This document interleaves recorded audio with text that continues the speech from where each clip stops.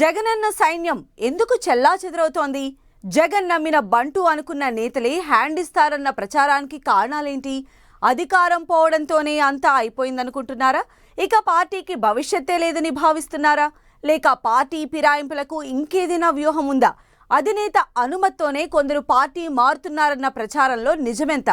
అప్పుడు టీడీపీ బాటలోనే ఇప్పుడు వైసీపీ రాజ్యసభ సభ్యులు నడుస్తున్నారా? వైసీపీ రాజ్యసభ సభ్యుల పార్టీ మార్పులో అసలు వాస్తవాలేంటి?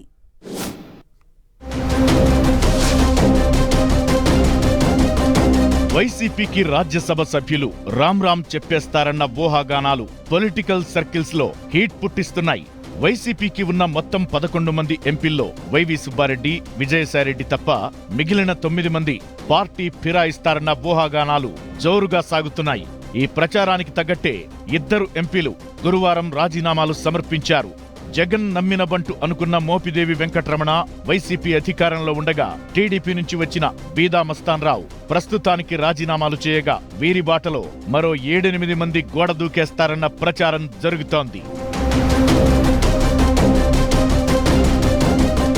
వైసీపీ రాజ్యసభాపక్ష నేత విజయసాయిరెడ్డితో పాటు జగన్ కు అత్యంత విశ్వాసపాత్రులుగా చెప్పే అయోధ్య రామిరెడ్డి, జగన్ న్యాయవాది నిరంజన్ రెడ్డి, ఆయన సొంత జిల్లాకు చెందిన మేడా రఘురామిరెడ్డితో పాటు బీసీ నేత ఆర్ కృష్ణయ్య తదితరులు బీజేపీకి వెళతారని ప్రచారం జరుగుతోంది.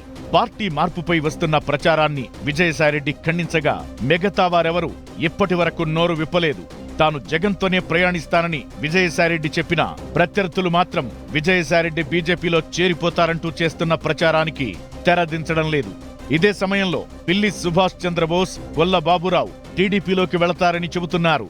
ప్రజాక్షేత్రంలో పనిచేయాలనుకుంటున్న వారు, టీడీపీలో పరోక్ష రాజకీయాలు చేసే నేతలు బీజేపీలో చేరేందుకు ప్రయత్నిస్తున్నారని అంటున్నారు. మోపిదేవి, పిల్లి సుభాష్ చంద్రబోస్, గొల్ల బాబురావు, బీదా మస్తాన్ రావు గతంలో ప్రతిపక్ష రాజకీయాల్లో చురుగ్గా ఉన్నవారే.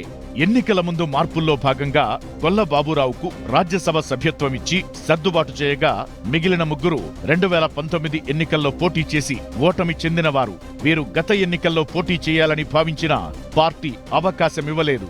దీంతో అసెంబ్లీ ఎన్నికల ముందు నుంచి మోపిదేవి, బోస్, గొల్ల బాబురావు వంటి వారు అసంతృప్తితో రగిలిపోతున్నట్టు చెబుతున్నారు. ఇప్పుడు అవకాశం చూసుకుని గోడ దూకేయాలని నిర్ణయం తీసుకున్నట్టు చెబుతున్నారు. తమలో ఏ ఒక్కరికి రాజ్యసభ సభ్యత్వంపై ఆశ లేదని, రాష్ట్రంలో ఏదో ఒక పదవి ఇస్తే రాజీనామా చేసేస్తామని కూటమి అధికారంలోకొచ్చిన నుంచి ఈ నలుగురు సంకేతాలు పంపుతున్నట్టు చెబుతున్నారు. వచ్చే ఎన్నికల నాటికి అసెంబ్లీ స్థానాలు పెరిగే అవకాశం ఉన్నందున ప్రస్తుతం తమ నియోజకవర్గాల్లో గెలిచిన ఎమ్మెల్యేలకు పోటీగా నిలబడమని, కొత్త నియోజకవర్గాల్లో ప్రత్యామ్నాయం చూసుకుంటామని ప్రతిపాదన పెట్టడంతో టీడీపీ కూడా సమ్మతించిందని అంటున్నారు. గతంలో మంత్రిగా పనిచేసిన మోపిదేవి సొంత నియోజకవర్గం రేపల్లెలో ప్రస్తుతం రాష్ట్ర రెవెన్యూ మంత్రి అనగాని సత్యప్రసాద్ ప్రాతినిధ్యం వహిస్తున్నారు. సత్యప్రసాద్ కు రేపల్లె వదిలేసేందుకు మోపిదేవి అంగీకరించడంతో ఆయన చేరికకు సత్యప్రసాద్ గ్రీన్ సిగ్నల్ ఇచ్చినట్టు చెబుతున్నారు. ఇక బీదా మస్తాన్ రావు గతంలో టీడీపీలో పనిచేసిన వారు కావడం, ఆయన కుటుంబానికి పార్టీతో తొలి నుంచి సంబంధాలు ఉండటంతో ఆయన చేరికపై ఎలాంటి అభ్యంతరం లేదని చెబుతున్నారు.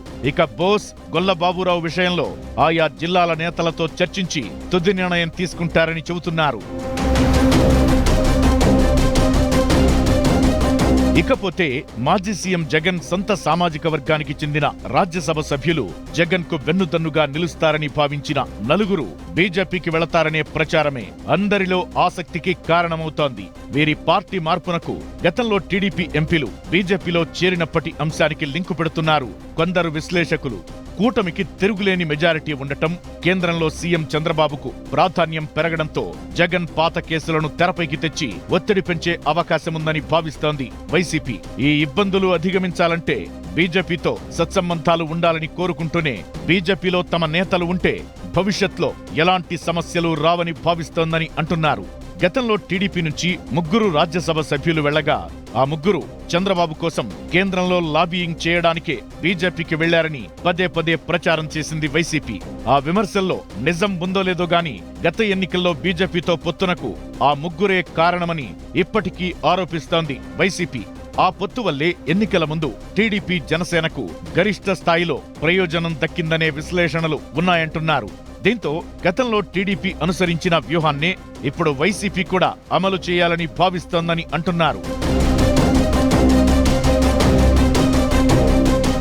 ఇలా పార్టీని వీడాలని నిర్ణయించుకున్న వారిలో కొందరు తమ అవసరాల కోసం, మరికొందరు అధినేత ప్రయోజనం కోసం ఇతర పార్టీల్లోకి జంప్ చేయాలని చూస్తున్నారని విశ్లేషిస్తున్నారు. మొత్తానికి గతంలో టీడీపీకి ఒక్క రాజ్యసభ సభ్యుడు మిగిలినట్లు ఇప్పుడు వైసీపీ కూడా ఒకరినో ఇద్దరినో పార్టీ అవసరాలకు ఉంచుకుని మిగిలిన వారిని బీజేపీలోకి పంపేయాలని భావిస్తోందని అంటున్నారు. అయితే అధినేత అంతరంగాన్ని పసిగట్టిన మోపిదేవి వంటి వారు బీజేపీలోకి వెళితే రాజకీయంగా నష్టపోతామని, క్షేత్రస్థాయిలో పట్టు కోల్పోతామని లెక్కలు వేసుకుని టీడీపీని ఆశ్రయించినట్టు చెబుతున్నారు.